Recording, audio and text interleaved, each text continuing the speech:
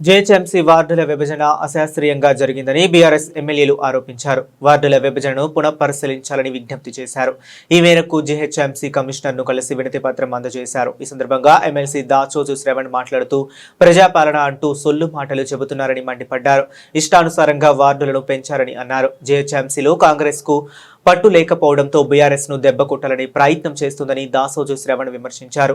ప్రజలతో మాట్లాడకుండా ఇష్టానుసారంగా వార్డులను ఏర్పాటు చేశారని సనత్ నగర్ ఎమ్మెల్యే మాజీ మంత్రి తలసాని శ్రీనివాస్ యాదవ్ విమర్శించారు. ఆఫీసులో కూర్చొని 300 డివిజన్లు చేశారని మండిపడ్డారు. ప్రభుత్వానికి ఎందుకంత తొందరపాటు అని ప్రశ్నించారు. నేను ఈ ప్రభుత్వాన్ని అడిగేది ఎందుకు మీకు ఆ తొందరపాటు? ఈ గ్రేటర్ హైదరాబాద్ పరిధిలో 150 మున్సిపల్ డివిజన్లు ఉన్నాయి. కనీసం ఈ కార్పొరేటర్ల తోని మాట్లాడడం కానీ, శాసనసభ్యులు శాసన మండలి సభ్యులతో మాట్లాడడం కానీ, బస్తీ సంఘాలు, కాలనీ సంఘాలు, అపార్ట్మెంట్, గ్రేటెడ్ కమ్యూనిటీస్ వీళ్ళతోని ఎవరితోనూ కూడా సంప్రదింపులు జరపకుండా, ఫీల్డ్లో పోయి ప్రజలతో సంప్రదింపులు జరపకుండా మీరు అదీబరిగా 300 డివిజన్లు చేస్తున్నామని చెప్పి ఎవరిని అడిగారు మీరు? ఇది సైంటిఫిక్గా లేదు కాబట్టి. రెండోది, కొన్ని హిస్టారికల్ నేమ్స్ కూడా దాంట్లోకి తొలగించి వేరే పేర్లు పెడుతూ అవన్నీ అంశాల విషయంలో మరి కమిషనర్ గారికి రిప్రజెంటేషన్ ఇవ్వడం జరిగింది.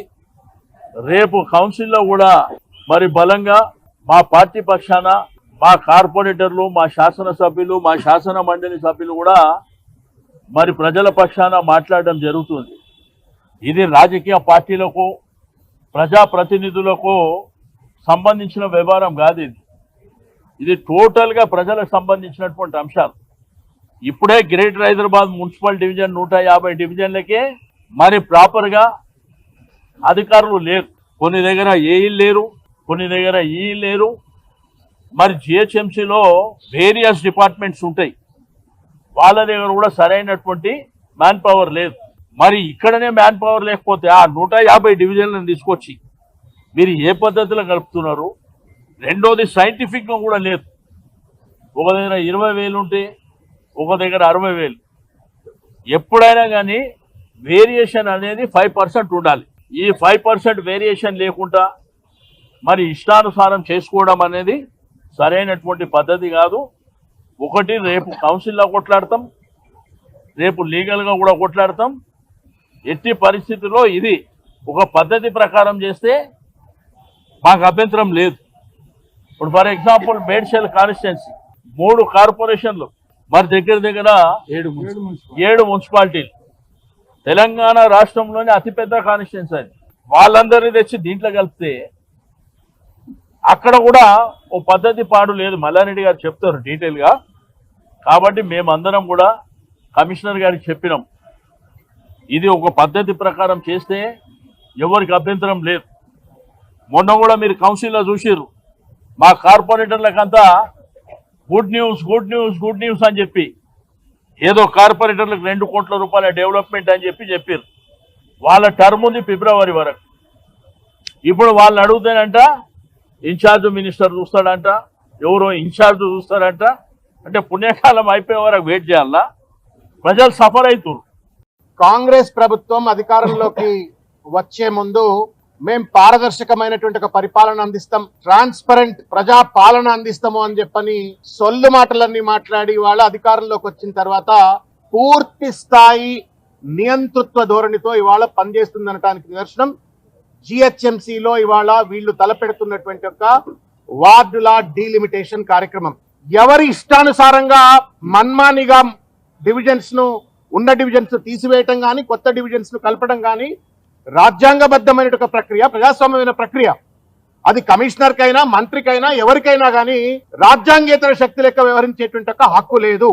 కానీ దురదృష్టం ఏంటి అంటే ఇవాళ జిహెచ్ఎంసీలో ఉన్నటువంటి అధికారులు కానీ, లేకపోతే వాళ్ళ పైన సూపర్ బాస్ గా పనిచేస్తున్న రేవంత్ రెడ్డి మున్సిపల్ శాఖ మంత్రి కానీ ఇవాళ కుట్రపూరితంగా, కుతంత్రం పూరితంగా ఇవాళ జిహెచ్ఎంసీలో కాంగ్రెస్ కు పట్టు లేదు కాబట్టి, ఇవాళ బీఆర్ఎస్ పార్టీని బలహీనపరచాలి కాబట్టి, వాళ్లకు అనూయింగులుగా ఉన్నటువంటి ఒక వాళ్లకు వెసులుగాటు కల్పించి వాళ్ళని గెలిపించాలన్న ఒక కుట్రతోటి వాళ్ళ కనీస సాంకేతిక పరమైనటువంటి అవగాహన లేకుండా జిహెచ్ఎంసీ చట్టానికి తూట్లు పడుస్తూ ఇవాళ 300 వార్డులు అని చెప్పని వాళ్ళు డిక్లేర్ చేసినట్టు పరిస్థితి. మేము అడిగినాం, ఈ 300 వార్డులు ఎందుకు రావాలా, 270 ఎందుకు రాలే, 280 ఎందుకు రాలే, 350 ఎందుకు రాలేదు అంటే మేము జాగ్రఫీ అని అంటే వాళ్ళు గూగుల్ మ్యాప్లలో పెట్టుకొని ఇష్టం వచ్చినట్టుగా జాగ్రఫిక్ బౌండరీస్ ను డిఫైన్ చేసినారు కానీ they have not taken criteria of the population. అట్లా ఇష్టం వచ్చినట్టుగా 27 మున్సిపాలిటీలను అట్లనే నియంతృత్వ ధోరణితోటి దొడ్డిదారులా ఇవాళ జిహెచ్ఎంసీలో కలిపి ఆ 27 మున్సిపాలిటీలో ఉన్నటువంటి ప్రజలను నానా ఇబ్బందులకు గురి చేసినారు. ఇవాళ 300 వార్డులని చెప్పి ఇవాళ మొత్తం అల్లకల్లోలం చేస్తూ రాజకీయంగా పట్టు సంపాదించడం కోసం మొత్తం ప్రజాస్వామ్య స్ఫూర్తిని గట్టికొట్టే ప్రయత్నం చేస్తా ఉన్నారు. నేను మిత్రులారా ఒక విషయం చెప్పదలుచుకున్నా.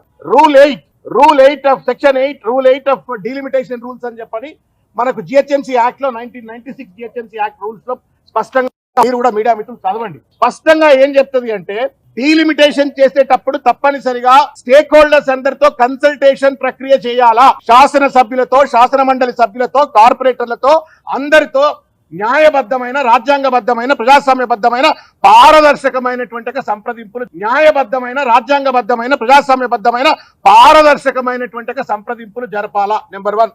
నెంబర్ 2, ఒకవేళ గనక సంప్రదింపుల నేపథ్యంలో గనక ఏదైనా డీలిమిటేషన్ చేయాల్సిన పరిస్థితి వచ్చినట్టయితే ఆ ప్రపోజల్స్ ను ఒక అఫీషియల్ గా తయారు చేసి డ్రాఫ్ట్ ప్రపోజల్స్ అన్ని కూడా సర్క్యులేట్ చేసి ఉండాలా.